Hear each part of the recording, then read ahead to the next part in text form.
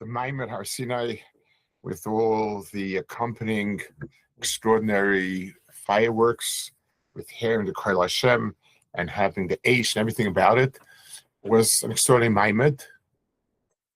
And a question really is, what was the purpose of that awesome Maimed as a whole?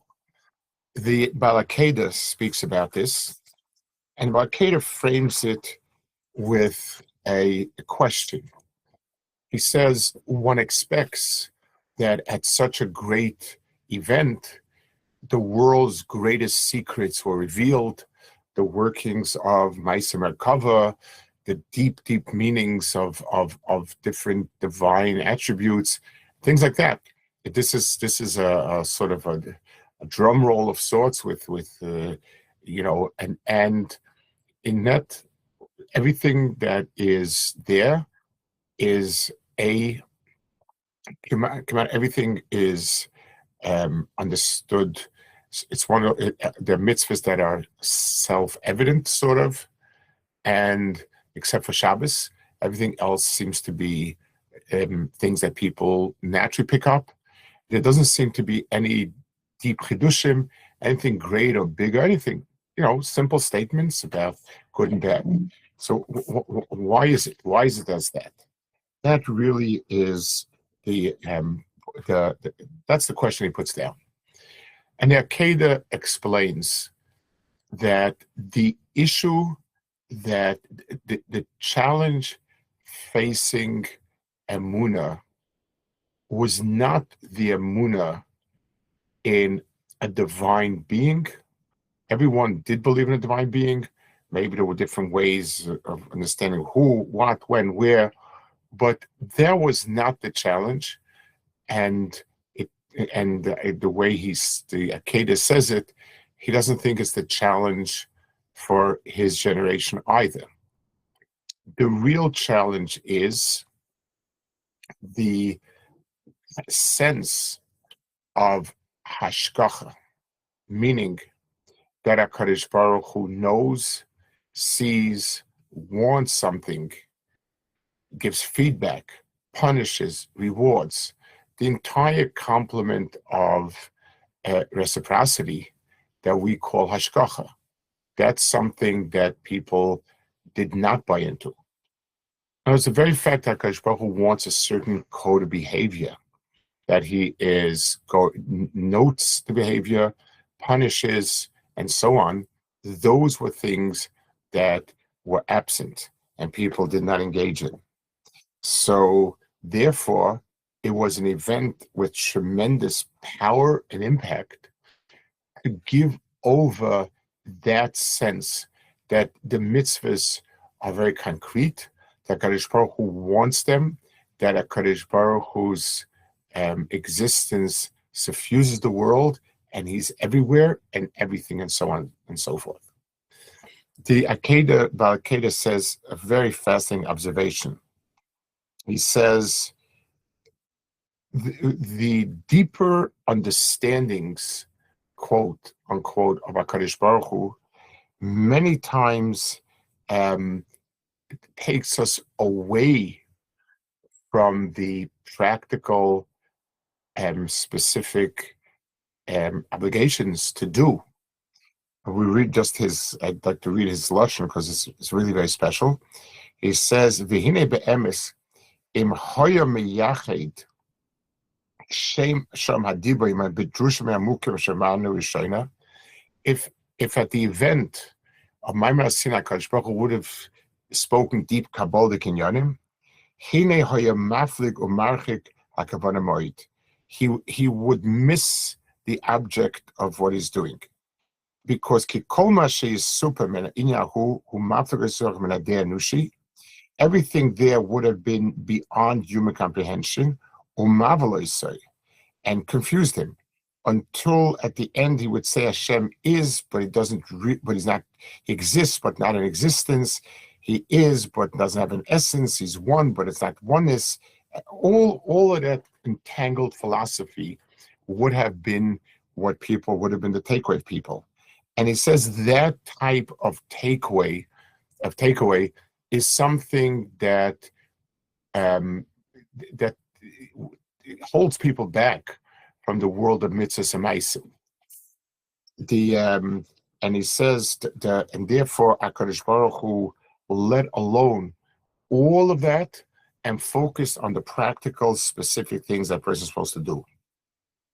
And he says and that's why it starts. Anoch Hashem Elokecha starts with introducing HaKadosh Baruch Hu as the one who took them out of Mitzrayim, as imminent as can be. In other words, I'm not the God that is above and beyond, and who's that human mind can't reach and can't even begin to understand what they don't understand, and on and on and on.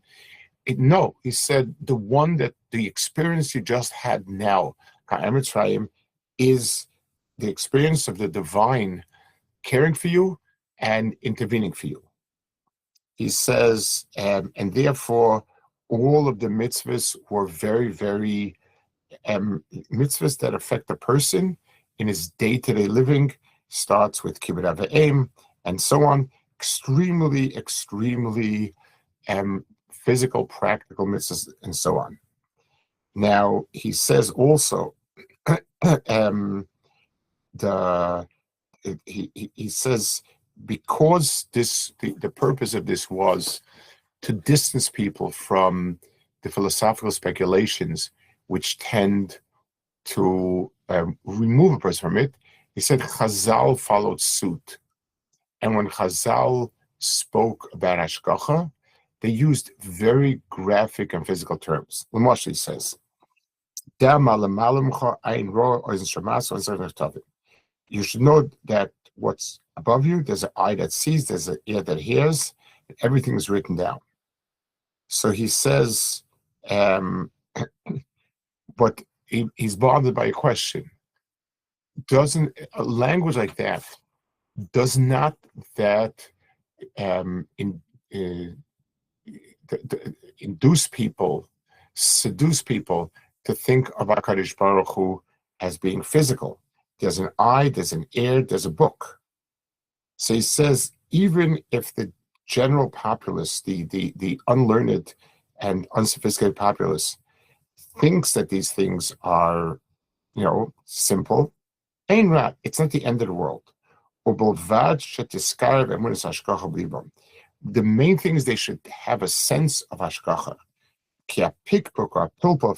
Because the doubt or the twisted language of philosophers, that's something that pulls away from the emunah and so on.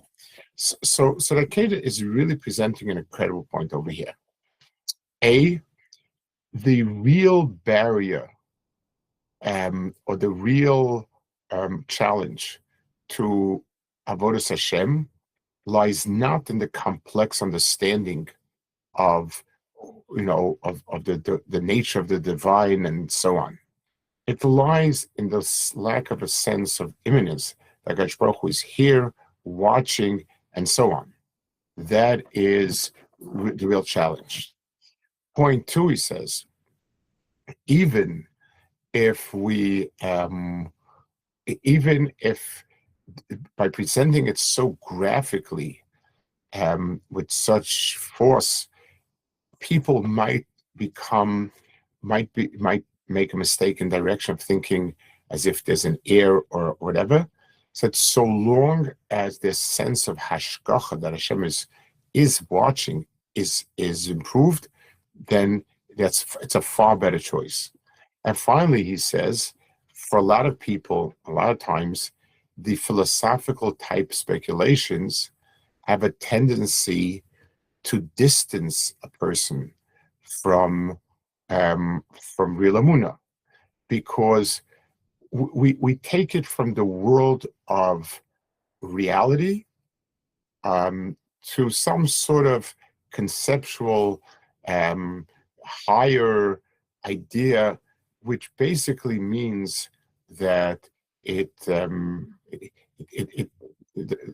does not obligate the person. So the Akeda is telling us that it's something that is very, very, he's giving us an understanding in what our challenges are. So, for instance, and this was, in a sense, the Muslim movement's point vis-a-vis people who, for instance, who pushed more for learning Kabbalah type things. It's true that Kabbalah is a part of a Chachma, there's very deep Chachma, but for the wrong person, it has a tendency to remove Torah from the here and the now and the imminent, and sort of put it somewhere up in the air in some sort of, kind of nebulous state, neither here nor there nor anything. And that's something that is far worse.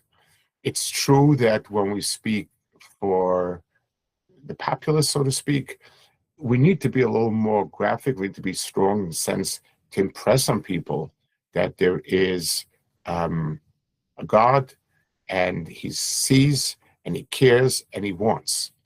The world, so Maimon Sinai was there to impress on us, that HaKadosh Baruch Hu is a reality and part of every our reality. Our own journey from Mitzrayim here is HaKadosh Baruch Hu. The mitzvahs that HaKadosh Baruch Hu is interested in are the mitzvahs that are the bread and butter of daily life.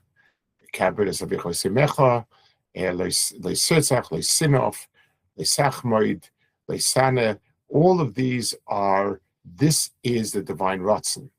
It's something that the whole Maimon Sinai is not there to reveal the high and deep secrets.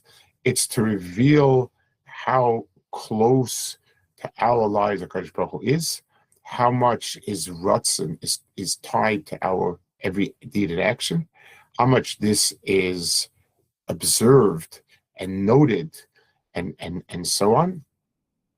And even if Chas v'Shalom, a person errs slightly to making it a little more graphic, but it's far better that than a person errs in the other direction, where he sort of makes a kind of mystical thing of it, where the result is that it does not really push the person to do it right, and so on.